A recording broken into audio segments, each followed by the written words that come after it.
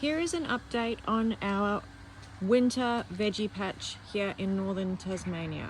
So I've done an autumn one and now here is the winter one.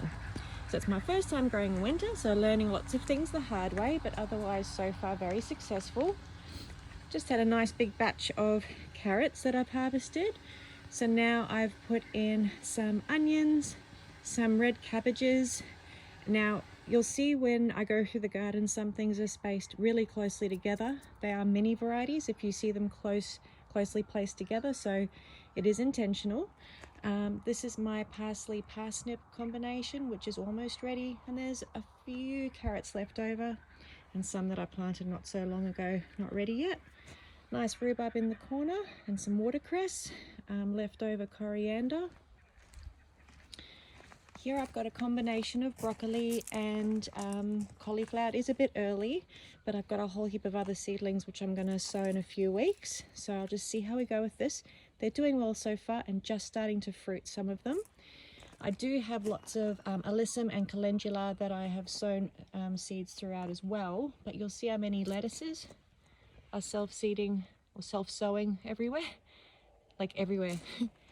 So we're never short of lettuce. It's even growing there on the ground, and I'll let it go. Okay, moving on. It's got some parsley, growing some kohlrabi. That's my last zucchini, which I'm just leaving turn to mush as an experiment to see if it is going to self-seed, which I'm hoping it will. Gazania, I've got some more parsley. Over there I've got more varieties of carrots, because I love my carrots. Over there are many varieties of, oh no, sorry, that's kohlrabi over there. Got fennel, got a little baby Brussels sprouts growing in there. Got my little celery bar here. And I'll just turn around and show this part too. Here is my 5-colour silver beet variety, which is going really well. In this little area, I had a whole heap of nasturtiums growing, 4 varieties. They were meant to be frost hardy, but just couldn't put up with the Tassie frost. So I have re-sown some nasturtiums, and I've also put some broad beans in this little frame area, so when they grow they're going to be supported from the strong winds we get here.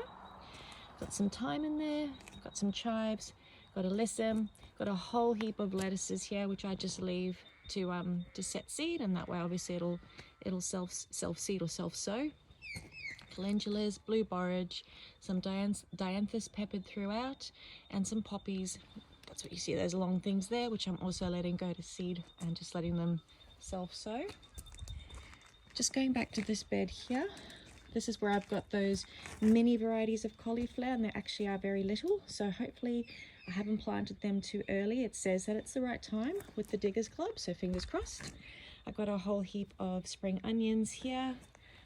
Got some beetroot, that's that kohlrabi. You see, I try and plant flowers everywhere, and I've sown a whole heap which are going to be beautiful when they all come into flower. Here I've got some pak choy, got a little bit of basil that I've planted down there, that's sweet basil, bok choy. I've got Swedes growing, onions, got some peas growing. Then over here, I've got a border of dianthus, which is going really well in the cold.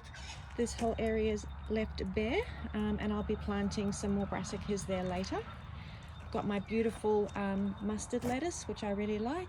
I've got some purple and white turnips in the little plastic jars, which I protect from the frost.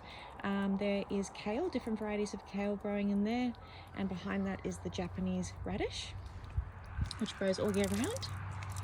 Again, I've got more kohlrabi that I'm growing, borage, got my kale varieties growing here, more mustard lettuce, beautiful different varieties of lettuce growing there, got some Brussels sprouts, and then this patch I sowed recently a whole heap of flowers, carrots, onions.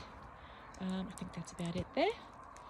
And then turning around back to here, we've got some mini varieties of cauliflower growing all along here. And then I've got lettuces that are sown all along that back border, and then the middle part here is left empty, and I'll be planting either radishes or brassicas later on. Here I've got a combination of spinach, which has been growing wonderfully. That's perpetual spinach. If anyone wants a good reliable spinach, grow perpetual spinach, it's wonderful.